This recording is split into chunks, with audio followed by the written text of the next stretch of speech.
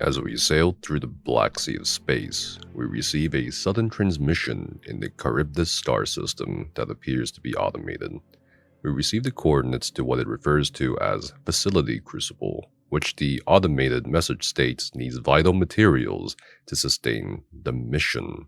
In this video, we'll be examining the lore and horrors behind this mysterious colony of clones we spacefarers can encounter in Starfield. There will be spoilers, including references to other questlines, and if you're interested in other lore videos for Starfield or even other games, definitely check out the rest of the channel. And as always, if you're ever hungry for more Starfield information, you can visit my partner, StarfieldWiki.net, run by the team behind UESP. Following the coordinates to Charybdis 3, we touch down on the planet. From our ship, we can observe what seems to be a human settlement made up of several structures surrounded by tall walls. Our curiosity kicks in as we can't recall any mention of a human colony nor any information from the League of Independent Settlers that announced any settling of the Charybdis system. Like sailors being inevitably drawn in by the frothy maw of Charybdis in ancient tales, we just can't help visiting the settlement, and to also figure out why we received that earlier transmission. Standing at the opening of the settlement is a medical robot Model A called Tobias, which announces that we have arrived at an undisclosed secret location and that we are an outsider, not part of the plan. Before this meeting escalates to violence, we clarify that we heard a distress call, and Tobias accepts this as a proper explanation for our presence here, and we are allowed into this rather empty-looking settlement. Suddenly, we hear a surprised woman who goes by the name of Ada. She marvels at our arrival as visitors are non-existent. Ada tells us that there are 3 factions or societies, and tensions have risen recently in the settlement. She suggests that we talk to someone called Franklin to gauge the situation. Upon seeing Franklin, we can't quite put our finger on it, but he looks rather familiar, especially in what we recognize as outdated pre-22nd century attire. Throughout our conversation with Franklin, we learn his name is Franklin Delano Roosevelt, the 32nd President of the former United States of America on planet Earth. More specifically, he is a genetic clone of the historical figure, FDR. Franklin reveals that he is not the only clone in the settlement. In fact, all of them are clones of important figures from the various time periods of human history before the destruction of Earth in the year 2203. We realize that even Ada, who we had met earlier, is a clone of Ada Lovelace, a daughter of Lord Byron, and a person widely considered to be one of the first computer programmers following her work with Charles Babbage in the early 19th century. With our minds still reeling from this revelation, Franklin explains that he is the leader of the Pragmatist Society, one of the 3 factions vying for control of the settlement's future and direction. He states that the other 2 societies are the Renegades, led by a Genghis Khan clone, and the Believers, led by a clone of Queen Amanirenas. Things get rather interesting once Franklin explains that none of the clones know exactly why they are in this settlement called the Crucible. Indeed, no one really knows why they even exist. Worst of all, not all the clones know who they are a clone of, as the complex known as the Facility that churns out these clones from time to time if they die has gotten faulty or sloppy over the decades in educating the clones. All they really know is that there's other humans out there in the settled systems, and that they are truly isolated. Reproduction is also impossible amongst the sterile clones, as Franklin confirms that they tried sex repeatedly to produce offspring, to no avail. It's clarified at this point that none of these people have control over the automation nor machines of this bizarre clone colony, which do not let them leave without killing them, producing a conflict of both beliefs and interests between the 3 societies. Indeed, violent fighting had already occurred multiple times in the Crucible, and before we spacefarers came along, the Crucible had more than twice the population we see now filling the dirt streets. As we turn around to leave, we are greeted by the sight of a suddenly lively town with clones having come out of their hiding places once we were determined not to be hostile. We are greeted by a clone of Wyatt Earp, a notorious American lawman from the turn of the 20th century, who offers us room and board, which we accept for a fee. We make our way to the clone of Genghis Khan, who's sitting in meditation outside the walls of Crucible, and we immediately fight off hostile alien predators with Genghis, who seems to at least possess the fighting genes of his ancestor. We greatly sympathize with the grievances put forth by Genghis as he explains his perspective. He wants to be free of the Crucible as he sees it as a prison. He has no idea why he exists or why he's there. He fervently believes any memories or knowledge have been falsely imprinted into their neurological sensory. None of the clones can actually leave before they mysteriously drop dead once they're out of a rough mile range from the Crucible. He just wants the freedom of choosing his fate just like any other human should, regardless of whether he's a clone or not. Genghis passionately argues that he is not Genghis Khan, the terrifying Mongol conqueror who killed so many in his conquest, which actually lowered the global carbon dioxide levels of Earth. He is himself. He is his own person. We can certainly sympathize with his views. After all, would we not want the same? Should a person really be judged for who their ancestor was, and not by their own being and actions? After talking to Genghis, we approach the clone of Queen Amanirenas, a queen of the ancient kingdom of Kush on Earth, who was mostly known for being one of the few rulers that successfully resisted the Roman Empire's attempted expansion in Africa. Amanirenas and the believers are in staunch opposition to the ideals of Genghis and the renegades. In fact, unlike the pragmatists and the renegades, Amanirenas claims she does indeed have memories of her ancestor or former life. She describes the environment of Egypt and Sudan. She remembers people from her ancient past, lovers, traitors, friends, and enemies. She can even remember the smells of her homeland, which certainly gives us some pause as we consider the ramifications of her claims. As a result of her experiences, Amanirenas is adamant that the clones are meant for a great purpose, which is why she and the believers accept the circumstances of the Crucible. Amanirenas interprets the mission mentioned by Tobias and the other robots to be a mission that only the clones can handle. She believes that they are meant to lead the settled systems to what she dubs a new golden age, in which presumably they take charge and makes everything somehow magically better. Of course, she also believes that the only way they can leave the facility is to pass the mysterious test set by the Crucible's AI parameters. The conflict we have unknowingly entered into makes a bit more sense at this point. Franklin and the Pragmatists believe that they are not actually the people they are cloned from, and that they are not ready as their own individuals to foray out into the world, considering that they have been so dependent on the amenities of the Crucible and the facility. Genghis and the Renegades believe that they are cruelly suppressed prisoners and that they must break free at all costs. The believers want to improve and keep the status quo, sticking to the program of the Crucible for as long as it takes to fulfill their mission, whatever that may be. Further context is added when we actually read the data logs of the current Amanirenas and Genghis Khan clones, which further reinforces their perspectives. Most curious, however, is Genghis's recordings of his conversation with Ada Lovelace, who is implied to have posited that Genghis may not even really be an actual clone of Genghis Khan. Another mystery is how Amelia, the clone of the famous 19th century aviator Amelia Earhart, somehow has the imprinted knowledge or memory of knowing how to pilot a starship despite having never left the planet of Charybdis 3. Before we can ruminate on all that we've learned, we are beckoned to by the clone of Wyatt Earp, who asks to meet him in a cave right outside of the Crucible's walls so that no one can eavesdrop on our conversation. It's a little suspect, but we agree, and it turns out Wyatt is quite afraid of the other clones and their factions. He then confesses that he's lied about being a clone of Wyatt Earp. Instead, he admits to us that he is a clone of H.H. Holmes, an American serial killer from the late 19th century. And we're in a cave full of explosives alone with him. Holmes' admission of his ancestry would also sort of explain why lawman Wyatt Earp is in the inn business, as this is a reference to how the original H.H. Holmes purportedly had a hotel murder castle built for his victims. Holmes explains that he's lied about who he's cloned from, as the other clones could potentially just imprison and torture him for being a clone of a serial killer, although in some ways his fear may be unfounded considering the orders and actions of Genghis Khan led to the deaths of tens of millions of human beings on Earth.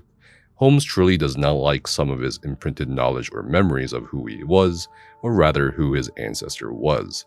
At this point, we spacefarers can persuade Holmes to not attempt to kill us and live, or we can just let him kill himself with explosives. If we do let him live, we can let Franklin, Genghis, and Amanarinas know of his real ancestry. Interestingly, Franklin and Genghis will sympathize with Holmes, while Amanarinas wants to punish and execute Holmes, which we'll speak on later in the video. After we've given the coordinates to what the clones call the facility, the origin spawn point of themselves and their fellows, we travel there to find that it's a rather dilapidated looking set of structures. Dangerous maggot malls, aggressive medical robot Model A's, and hostile space roaches roam the premises. We find that the interior of the facility is covered in maggot mall secretion and evidence of violence. Fighting our way through the facility, we pick up clues in the form of data slates and entries. The previous generation of clones that had inhabited the facility determined that the facility was salvaged and constructed from a spaceship called Galatia, and there was a sister ship called the Beagle at one point before Galatia landed on Charybdis 3. It appears that the current conflict between the three societies had manifested with the previous generation of clones, with one saying, "This confinement is driving me crazy. Day after day underground. I think Genghis is right. Escape is the only option." Later, we find the following information on another data slate. Genghis somehow got a hold of explosives. "Last night, we woke to a thunderous din.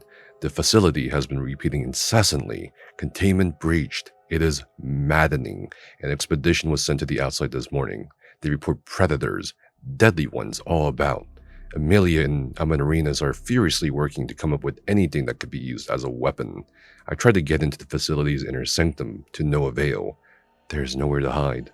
Nothing to be done but wait." Things obviously got dire, as for the first time ever, the previous generation of clones with little to no survival skills was forced to confront the outside and hostile environment of Charybdis 3.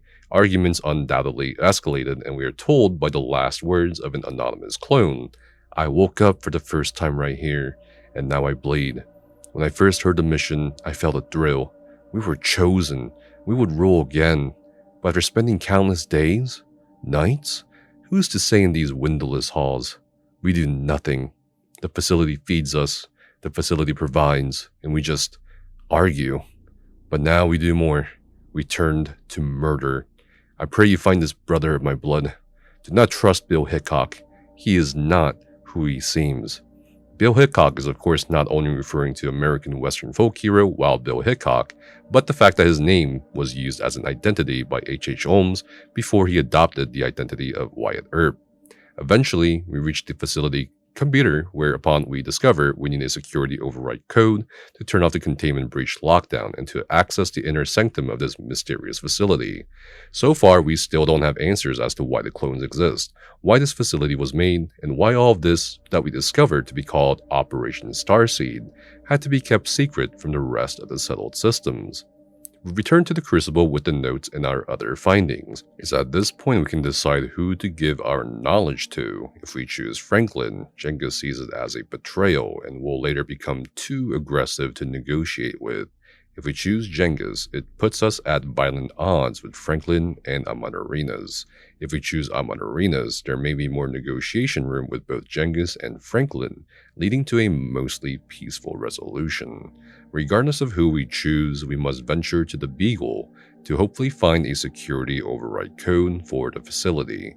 Based on Ada Lovelace's astronomical observations, she believes that the Beagle is located in the star system of Zelazny, and so we grab jump to said system. We find the Beagle floating within a small asteroid belt around a barren celestial body. We try hailing the Beagle and receive nothing but static. Without any other recourse, we board the Beagle to find that the AI security system has made both the turrets and even the medical robots hostile to our presence. Again, we must storm our way through what seems to be a ship devoid of human life. As we do so, we spacefarers stumble upon 4 major clues that allow us to piece a part of this ever-growing story together. An audio log titled Last Conversation with Dr. Shang has this for us to listen to. Please don't go. We can do the experiment here. The facility has everything we need. Our protocols say we are looking for planets with a 70% plus confidence level. The facility, barely 50%. And how many planets have we surveyed? On Earth, they didn't know what we would find. My friend, we are getting old.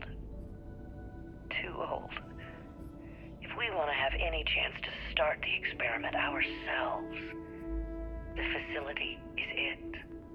When I was given my command, I swore an oath to adhere to the mission. Dr. Chang, you realize you are a mutineer. You've abandoned us. The perfect is the enemy of the good. If you can't see that, then I guess there's nothing more to be said. A computer terminal that belonged to a Dr. Zhao has the following logs. A pox on Shang. God's curse, Dr. Shang. The facility is a hell, full of vicious predators. The amount of resources we'll need just to provide basic protection is ludicrous. With Dr. Baskinda passed, it falls to me to reconfigure the experiment. Otto von Bismarck needed a Manarinas as a counterweight, and even then he would be hard to stop. Although many say that Franken-Genghis is vital to the experiment, I am not fully convinced we properly sequence his DNA from his descendants. And his indoctrination program? It's an embarrassment. No, Manarinas is the key. Freon. The captain is aware that we are dangerously low on Freon. I have enough to keep all the specimens frozen for a year or more, so he keeps deprioritizing my request. Will he listen? It's clear at this point that the Beagle and the Galatea were to accompany one another to establish a clone production facility. We can infer from Dr. Zhao's logs that the Beagle was running out of a material called Freon, which allowed the safe freezing of the genetic samples needed to reproduce these historical figure clones. We can also conclude that half of this operation's genetic samples must have been on the Beagle with the other half on the Galatea, which was to become the facility on Charybdis 3, based on Dr. Zhao's comments about how the 19th century Prussian and German statesman Otto von Bismarck needed a competent foil in the form of Manarinas so he wouldn't run amok, and Dr. Amani's log where it reads, "No one listens. I am tired of no one listening to me. We should have boarded the Galatea and taken their genetic samples. The whole plan requires all of the specimens. How can we hope to engineer the golden age with only half of the test?" Our first takeaway from these logs is that the suspicions of the clone of Genghis Khan and Ada Lovelace were spot on. Genghis, as referred to by Franken-Genghis or Frankenstein Genghis, seems to be a messy amalgamation of various genetic materials that the scientists thought would make up who they perceived to be Genghis Khan. This is a rather disturbing thing to pick up on, as it implies shoddiness on the work of the other clones. Does this mean Manarinas, who predates Genghis Khan, is also made up of various genetic materials? We understand that knowledge or false memories can be imprinted into the minds of the clones somehow, but the very fact that many of the believers truly believe that they are what they think they know is a bit sickening.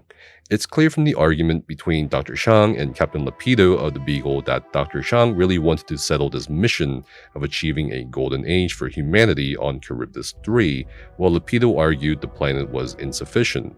This conversation more than likely took place over communications, as Dr. Chang was on the Galatea, while Captain Lapido, who is accusing her of mutiny, was on the Beagle, based on Dr. Amani's comment about how they should have boarded the Galatea. We realize that these records, these people, existed long before our time, specifically in the 2160s, as they mentioned the United Colonies, and from the established timeline, we know that the UC was formally founded in the year 2159, when humanity had to start evacuating our home world of Earth. These scientists and officers ended up serving planets for their mission, whatever that may be. How long it took them is anyone's guess, although based on Dr. Amani's following records, it was a really long time. Bell System struck out. The Bell System has no planets that meet our criteria. If only the mission had access to the United Colonies recon data, we wouldn't be bumbling in the dark. No one says anything, but many think Captain Lapido did the wrong thing. We celebrated the birthday of young Roberts, well, Dr. Roberts now, And he's 65. Even if we find our planet at this rate, none of us will be physically or mentally able to set up the experiment. True, the facility protocols theoretically need no manual intervention, but let's be realistic. When has a large piece of code ever worked without some debugging after launch? If Roberts was referred to by his crewmates as young Roberts for a while, we can presume he was maybe in his 20s when the Beagle and Galatea set off from Earth. If he was in his 20s and he's 65 by the time the schism happened, these people were out in space for approximately 40 years, which befuddles us as we can't imagine how the clone colony we see now could have made any of that effort and time worth it. Lastly, we find out the tragedy of the Beagle and what exactly happened following its parting from Galatea. Perhaps the first or second generation of the infamous Crimson Fleet pirates in 3 ships arrived to take the Beagle by force by whatever means necessary. Despite Captain Lapido's attempts to negotiate, the Beagle had to take damage in order to destroy the Crimson Fleet starships. Half of the Beagle's crew died, and the ship only had enough helium-3 fuel to jump to the Zelazny system in which we found the ship. It was the crew's last hope to finally establish their Golden Age mission, but the Beagle's engines unfortunately died, meaning they couldn't even survey the planets in the Zelazny system. It's implied here that Captain Lapido committed suicide, while Dr. Zhao seems to slowly go insane trying to readjust their experiment despite the stark reality of their situation. The Beagle, after his scrap with the Crimson Fleet, and of course the low amount of freon needed to preserve genetic samples, has lost 20% of said genetic material at this point. 119 days later, the author of the final entry says, "Day 120 of being adrift. No more food, no more water. I'm the last that's left. I don't know how long I have. The Beagle's mission has failed. If Dr. Shang or anyone from Galatea read this, you are right. We should have all stayed with you on the facility. I'm disabling all security so you can grab whatever you need for salvage and recovery. I am ashamed to report that all of our genetic material did not survive. I pray the mission continues on the facility. God have mercy on us all." We wish the dead a good sleep as we download the security override code for the Galatea's computer banks from the Beagle. When we return to the orbit of Charybdis 3, we pick up a transmission from a panicked Franklin, Genghis, or Amanirenas, depending on our previous choice. The tensions have reached a crescendo due to us acting as a catalyst. Franklin wants to take 20 years to get the clones more mature and trained to take on the settled systems, and he wishes to be granted administrative privileges to set the new parameters for the test that the clones must pass in order to leave the Crucible.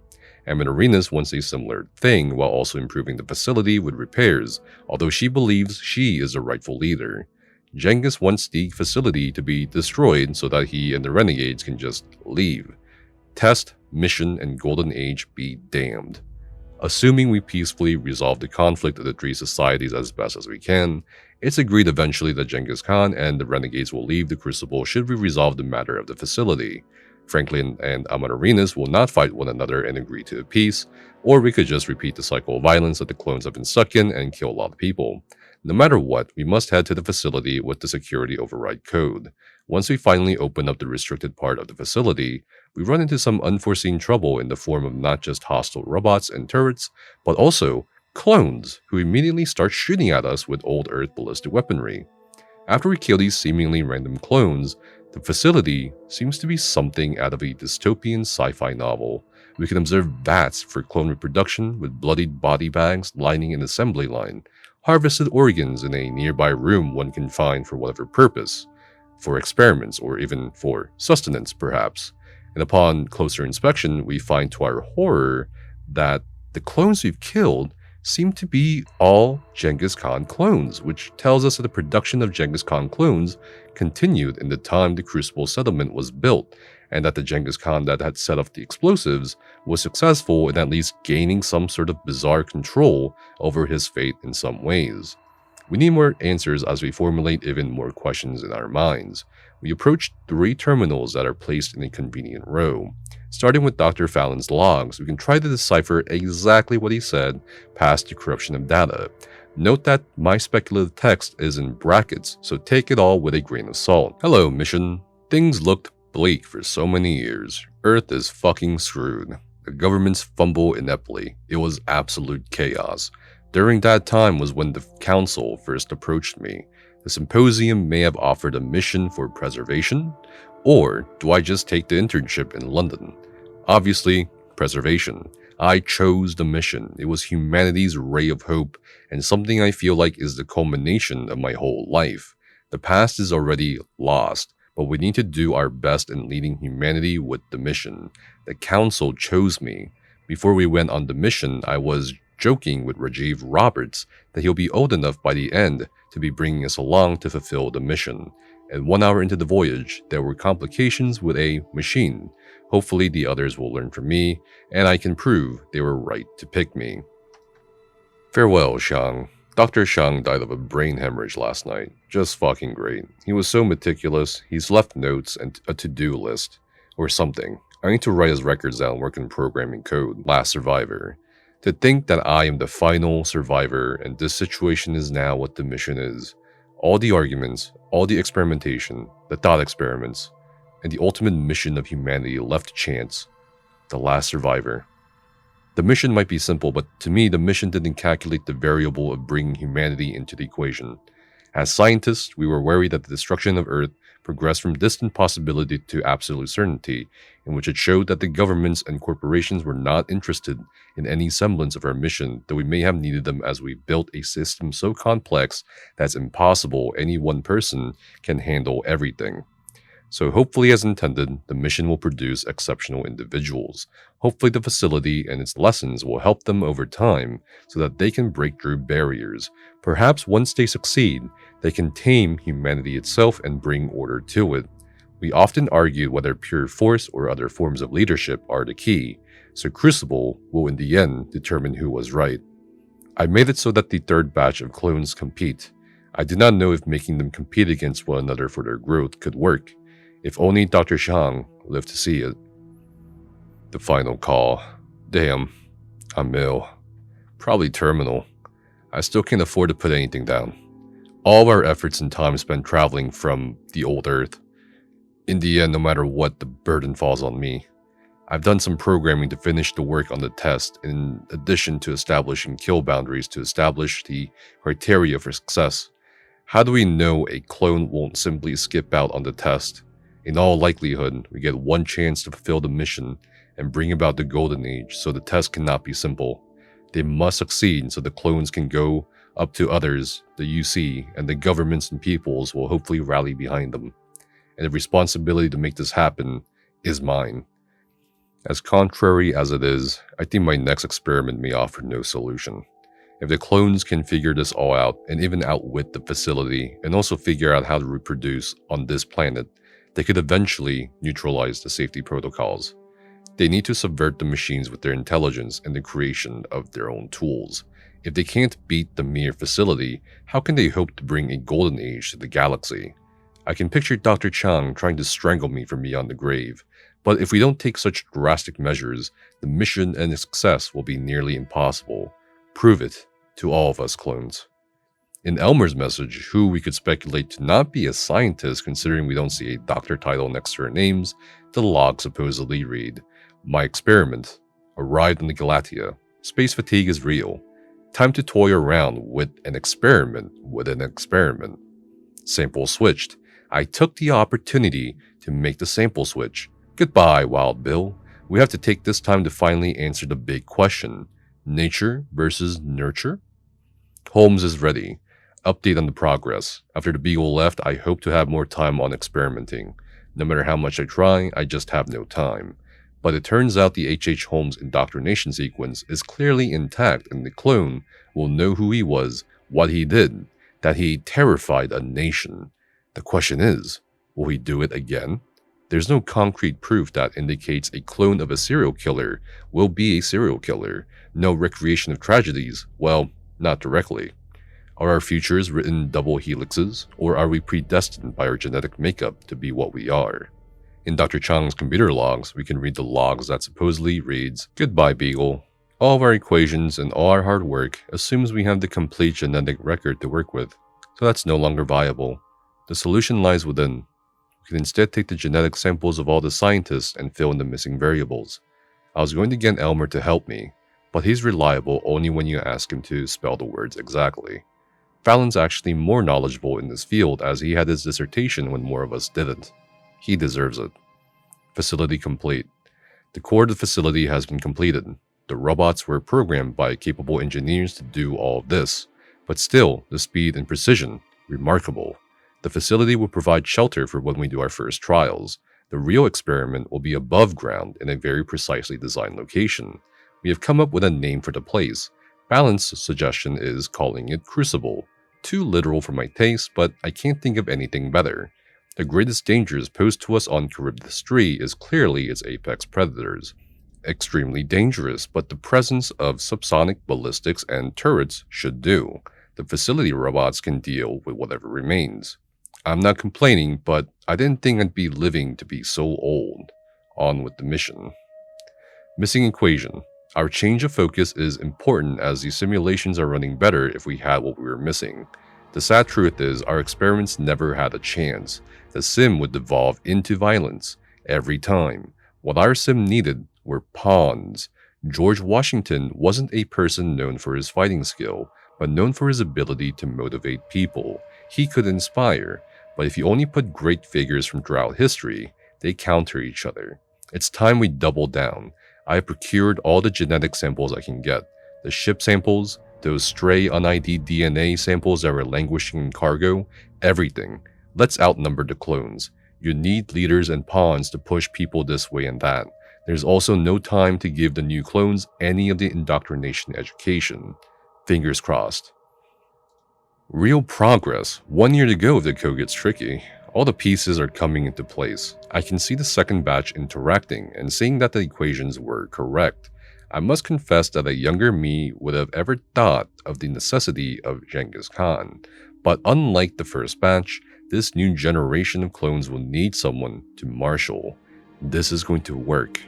To sum it up, it's clear that Operation Starseed at this point became a scrabbled-together mission with clearly desperate and perhaps masochistic individuals leading the mission of conjuring up their imagined golden age.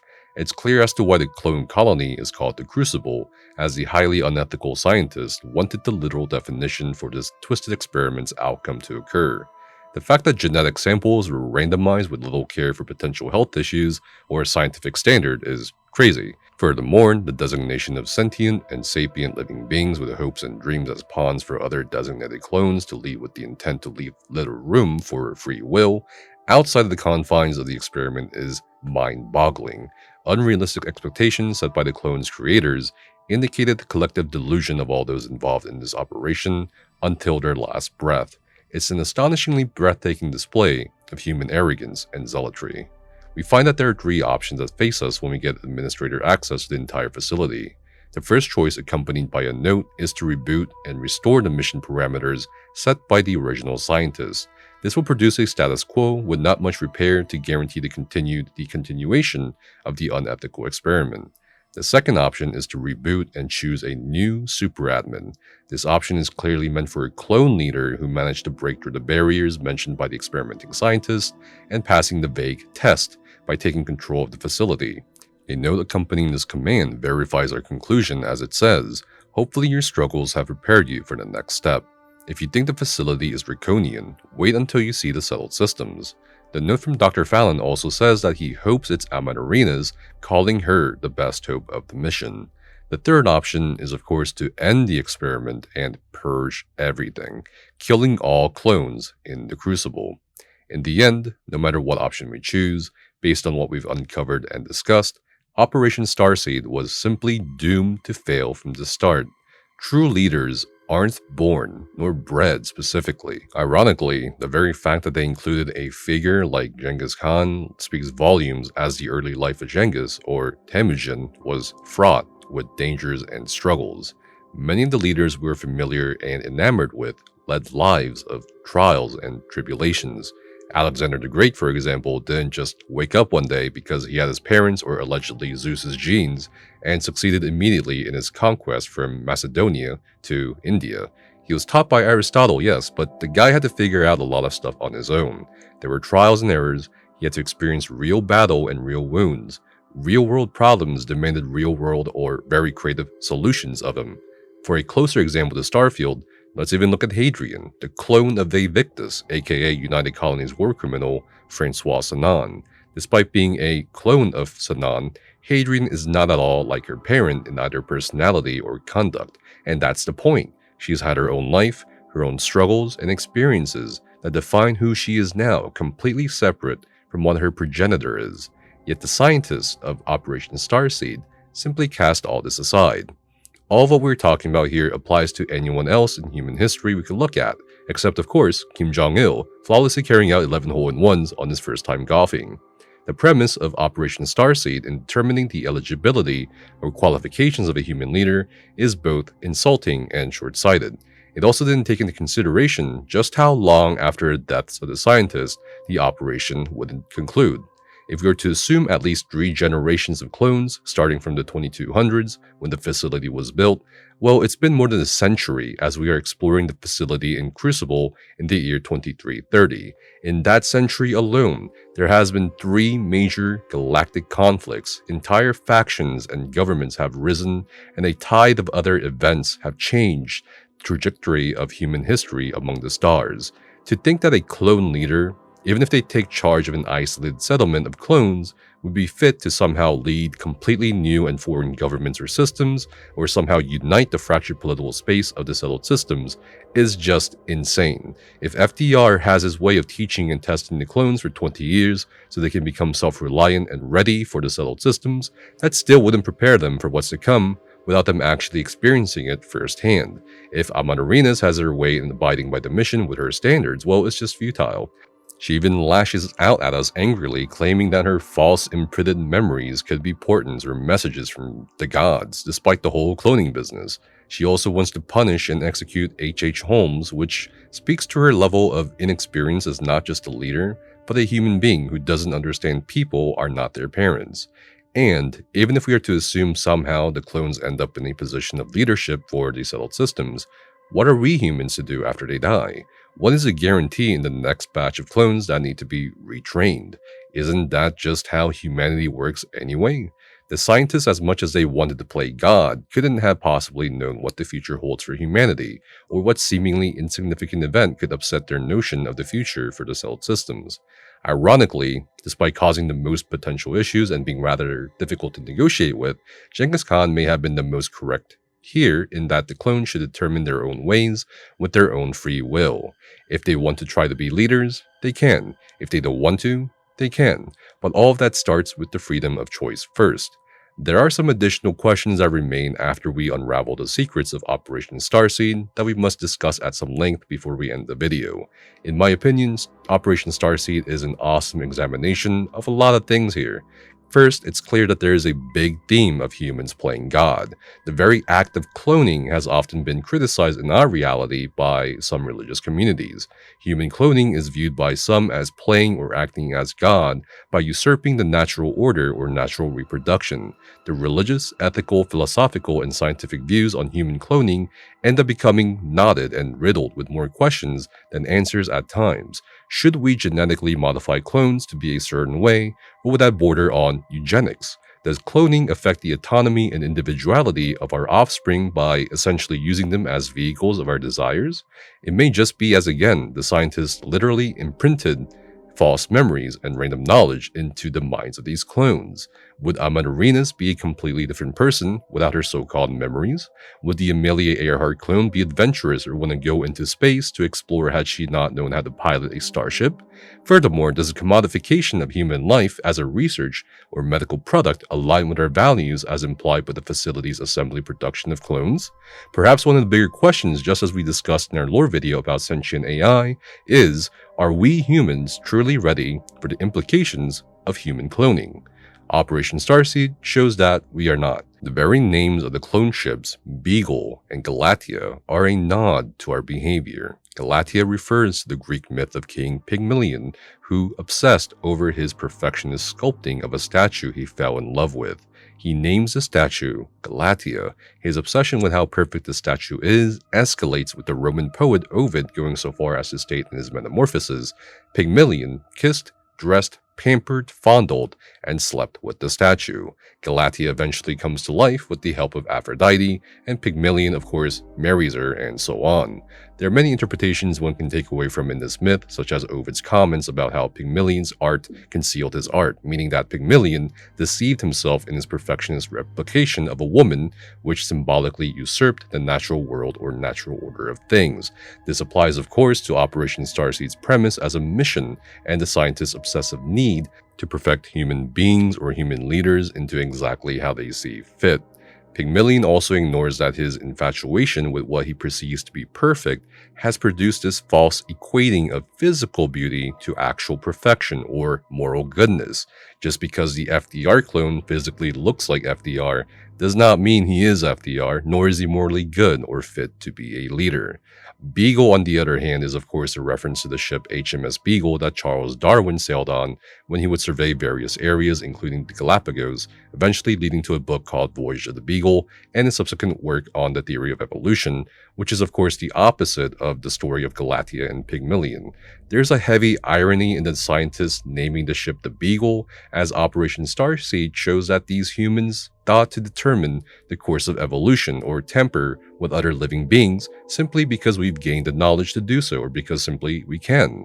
The decisions during the course of Operation Starseed, whether we're talking about the decision to predetermine the purpose of human beings in a microcosmic society and to even make a serial killer clone, shows a glaring ignorance of evolutionary morality and psychology on the part of the scientists. The fact that the H.H. Holmes clone was a personal experiment of one of the Galatea crew to see if a serial killer clone would become a serial killer to prove some basic notion of nature versus nurture is horrifying and perhaps one of the most unethical things I've seen in Starfield, considering how terrified the clone is. The last thing to examine within the lore of Operation Starseed is this idea of historical nostalgia as a powerful motivator behind Operation Starfield and the dangers of nostalgia when determining the future of our human affairs. Let's just think about Genghis Khan, who at first seems to be an anomaly and a caricature of an aggressor who must move the plot of the story forward. If the Golden Age was to occur out of so many historical figures to choose from, we might be asking ourselves, why would the scientists choose Genghis Khan? There are two possibilities as to why Genghis and perhaps other more divisive historical figures were cloned. First is that they weren't meant to act as the ultimate leaders of what the disillusioned Earth scientists dubbed the new golden age of humanity. They were meant to help develop the other clones, such as Arenas or Franklin Roosevelt or whoever else, into said leaders. Although it seems based on Dr. Zhao's writing about Otto von Bismarck needing Arenas as a foil, probably indicated that the scientists were either in disagreement about which clones would be suitable leaders or the experiment's variables was always in flux, whether the genetic samples were lost or not. The second possibility is that the scientists genuinely believed that a lot of these historical figures could prove to be humanity's golden leaders. As terrifying as Genghis Khan, his hordes and descendants were, in our reality, many Mongolians today still view him as a great leader and unifier, which is definitely a different perspective from those in the Middle East or other regions of the world. The same nuanced perspective can be applied to Franklin Delano Roosevelt. Yes, he led the United States on almost 4 presidential terms through the Great Depression and the Second World War, but he had some pretty questionable decisions and policies, such as establishing concentration camps for innocent Japanese Americans, the refusal to let Jewish refugees into America in the 1930s, or even the refusal to support an anti-lynching bill. And we can no doubt look through the lives or accounts of everyone else throughout human history and find the same flawed human beings that we oftentimes dangerously reduce to individuals for blind glorification. So what else besides leadership qualities do a lot of these people have in common?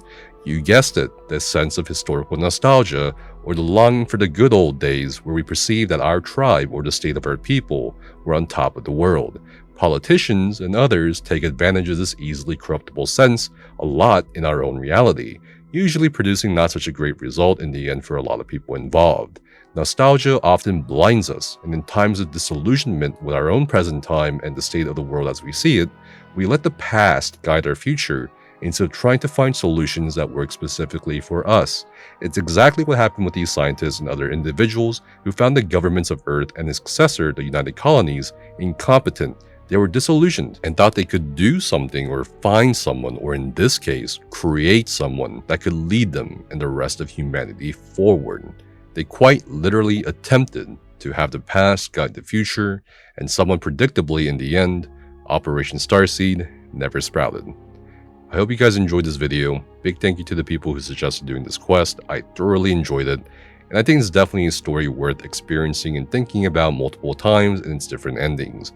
If you want to support me and watch more lore videos in the future, you can do so by subscribing to the channel. It helps me a lot, and I just want to say the level of support this past month from all of you has been absolutely stellar. Thank you so much to the people who've also dropped by the live streams to let me know what you enjoyed in my videos. You guys are amazing. Thank you so much for watching, and see you all out there in the Starfield.